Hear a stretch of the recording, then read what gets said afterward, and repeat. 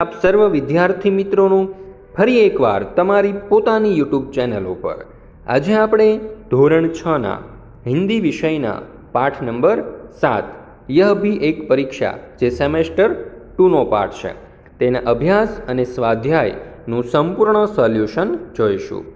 શરૂ કરીએ આપણે સર્વપ્રથમ અભ્યાસથી।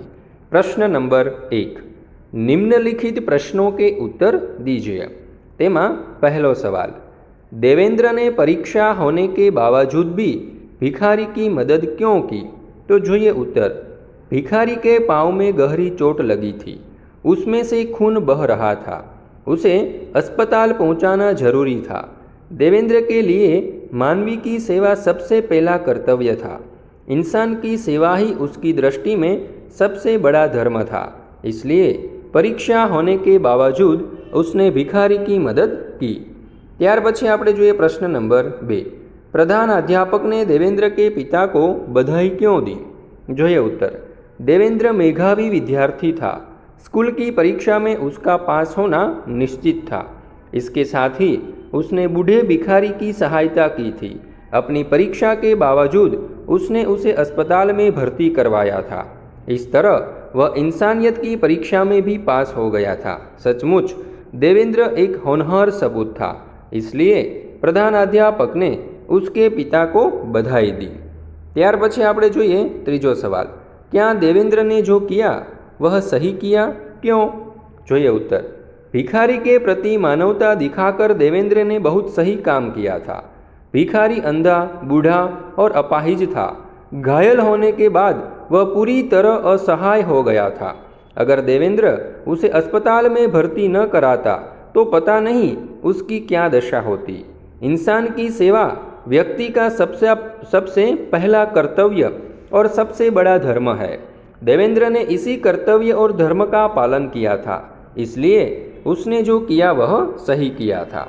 ત્યાર પછી प्रश्न नंबर 2, आप स्कूल के मैदान में खेल रहे हैं और आपके साथी को पैर में मोच आ गई, तो आप क्या करेंगे? चर्चा कीजिए। मैं, अरे रघु, तू क्यों लंगड़ा रहा है?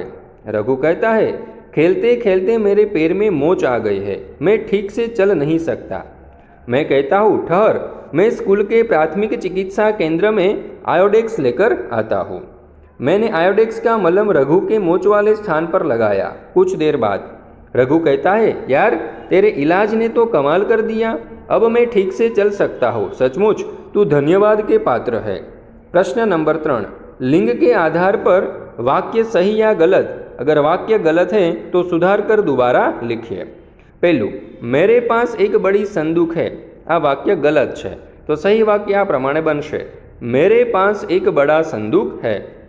बीजू वाक्य, मैंने अहमदाबाद से अंबाजी की टिकट ली, आ वाक्य गलत है, सही वाक्य आ प्रमाणे बनशे, मैंने अहमदाबाद से अंबाजी का टिकट लिया। त्रीजू वाक्य, रावण के साथ युद्ध में राम का विजय हुआ, आ वाक्य गलत है, सही वाक्य आ प्रमाणे बनशे, रावण के साथ युद्ध में राम की विजय हुई। ત્યાર પછી ચોથું, मैंने पुस्तक खरीदी, तो आ साचું वाक्य है। ત્યાર પછી પાંચમું, रमेश की स्कूल विशाल है, आ वाक्य गलत है, तो साचું वाक्य बनशे, रमेश का स्कूल विशाल है। छठું, आपकी आवाज़ मधुर है, आ साचું वाक्य है। सातमुं, रोहन को क्रिकेट खेलने में बड़ी मज़ा आती है, आ वाक्य गलत है, तो साचું वाक्य आ प्रमाणे बनशे, रोहन को क्रिकेट खेलने में बड़ा मज़ा आता है। आठमुं, हमें पौष्टिक खुराक लेना चाहिए, आ वाक्य गलत है, तो साचું वाक्य बनशे, हमें पौष्टिक खुराक लेनी चाहिए। ત્યાર પછી આપણે જોઈએ 9મું વાક્ય, मैंने एक सुंदर तस्वीर देखा, वाक्य गलत है, तो साचું वाक्य बनशे, मैंने एक सुंदर तस्वीर देखी। 10मुं, आज भारी बरसात हुआ, वाक्य गलत है, तो साचું वाक्य बनशे, आज भारी बरसात हुई। ત્યાર પછી प्रश्न नंबर 4, निम्नलिखित वाक्यों का वचन परिवर्तन करके वाक्य फिर से लिखिए। पहलू वाक्य, लड़के मैदान में खेल रहे हैं, तो जवाब आवशे, लड़का मैदान में खेल रहा है। बीजू, आकाश में पक्षी उड़ रहे हैं, तो जवाब आवशे, आकाश में पक्षी उड़ रहा है। त्रीजू, मैंने आज एक व्यक्ति की मदद की, तो जवाब आवशे, मैंने आज कई व्यक्तिओं की मदद की। આવી રીતે આપણે વચન પરિવર્તન કરી શકીએ। ત્યાર પછી આપણે જોઈએ ચોથું વાક્ય, उद्यान हरे भरा पेड़ है। तो અહીં આપણે સાચું વાક્ય બનાવી શકીએ, એટલે કે પરિવર્તન કરીને उद्यान में हरे भरे पेड़ है। पांचमું मेरी किताब वापिस दीजिए, तो जवाब आवशे मेरी किताबे वापिस दीजिए। ત્યાર પછી હવે આપણે જોઈએ સ્વાધ્યાય। એમાં પ્રશ્ન નંબર 1, निम्नलिखित प्रश्नों के उत्तर दीजिए। पहलो सवाल, बूट पालिश वाले ने राहगीर से क्या कहा? उत्तर, बूट पालिश वाले ने राहगीर से कहा कि मैं आपके जूते चमकाकर शानदार बना दूंगा, मैं उन्हें आईना बना दूंगा, उनमें अपनी शक्ल देखकर फिर आप पैसे दीजिए, वे भी सिर्फ 2 रुपये। ત્યાર પછી આપણે જોઈએ બીજો સવાલ, भिखारी के कटोरे में क्या क्या था? उत्तर, भिखारी के कटोरे में कुछ पकौड़ियाँ, अमरूद, रोटी के टुकड़े और कुछ रेजगारी थी। तीजो सवाल, देवेंद्र भिखारी को अस्पताल क्यों ले गया?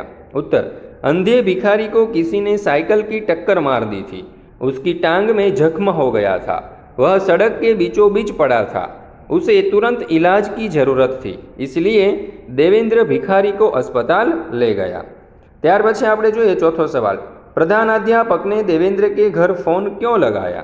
उत्तर, प्रधानाध्यापक को बताया गया कि परीक्षा शुरू हो गई थी, परंतु देवेंद्र नहीं आया था। देवेंद्र मेधावी छात्र था, वह उन विद्यार्थियों में था जो प्रथम श्रेणी में आते हैं। उसके अभी तक न आने से प्रधानाध्यापक चिंतित हो उठे। उन्हें लगा कि रास्ते में वह किसी दुर्घटना का शिकार न हो गया हो, इसलिए स्थिति का पता लगाने के लिए उन्होंने देवेंद्र के घर फ़ोन लगाया। ત્યાર પછી પ્રશ્ન નંબર 2, निम्नलिखित वाक्य कौन किसे कहता है? लिखिए। जो ये पहलू वाक्य, अंधा है क्या, देखकर नहीं चलता, मेरे कप टूट गए, तो आ वाक्य चायवाला एक बालक से कहता है। बीजू वाक्य, जीते रहो बेटा, भगवान तुम्हें अच्छे नंबर से उत्तीर्ण करे, तो आ वाक्य भिखारी विद्यार्थी से कहता है। तीजू, चलो बाबा तुम्हें अस्पताल तक पहुंचा दूँ, तो आ वाक्य विद्यार्थी अंधे बूढ़े भिखारी से कहता है। ત્યાર પછી આપણે જોઈએ ચોથું વાક્ય, सर परीक्षा शुरू हो गई और देवेंद्र सेन अभी तक अनुपस्थित है, तो आ वाक्य एक अध्यापक प्रधानाध्यापक से कहता है। पांचमું, शाबाश तुमने यह जानते हुए भी कि परीक्षा का समय है अपना कर्तव्य निभाया, तो आ वाक्य प्रधानाध्यापक विद्यार्थी से कहता है। छठું, जूते चमका दूँ शानदार कर दूंगा, आ वाक्य बूट पॉलिश वाला राहगीर से कहता है। ત્યાર પછી પ્રશ્ન નંબર 3, निम्नलिखित परिच्छेद का मातृभाषा में अनुवाद कीजिए। तो અહીં તમને એક ફકરો આપવામાં આવેલો છે, આ ફકરાને તમારે અનુવાદ કરવાનો છે, એટલે કે ગુજરાતીમાં ટ્રાન્સલેટ કરવાનો છે। તો જુઓ એનું અનુવાદ કંઈક આ પ્રમાણે થશે। એક વખત અવંતીના દેશમાં 3 વ્યાપારીઓ આવ્યા। રાજદરબારમાં તેમણે વિનંતી કરી કે તેમના પ્રશ્નોના જવાબ આપવામાં આવે। કોઈ પણ દરબારી વ્યાપારીઓના પ્રશ્નોના જવાબ આપી શક્યો નહીં, એટલે રાજા પણ વિમાસણમાં પડી ગયા। ત્યારે કોઈને કહ્યું કે અવંતીને બોલાવવામાં આવે, તે જ એમના પ્રશ્નોના જવાબ આપી શકે। રાજાએ અવંતીને બોલાવવાની આજ્ઞા કરી। હાથમાં લાકડી લઈને પોતાના ગધેડા ઉપર બેસી અને અવંતી દરબારમાં પહોંચ્યો। દોસ્તો, હિન્દી વિષયના અને ધોરણ 6ના બધા જ વિષયના જે સ્વાધ્યાય છે, બધા જ પાઠના જે સ્વાધ્યાય છે તેના સોલ્યુશનની લિંક તમને ડિસ્ક્રિપ્શન બોક્સની અંદર આપેલી છે। તો આ બધા જ સોલ્યુશન્સ તમે જરૂરથી મેળવી લેજો અને તમારા દોસ્તો, મિત્રો, ભાઈબંધો વગેરે સાથે પણ જરૂરથી શેર કરજો।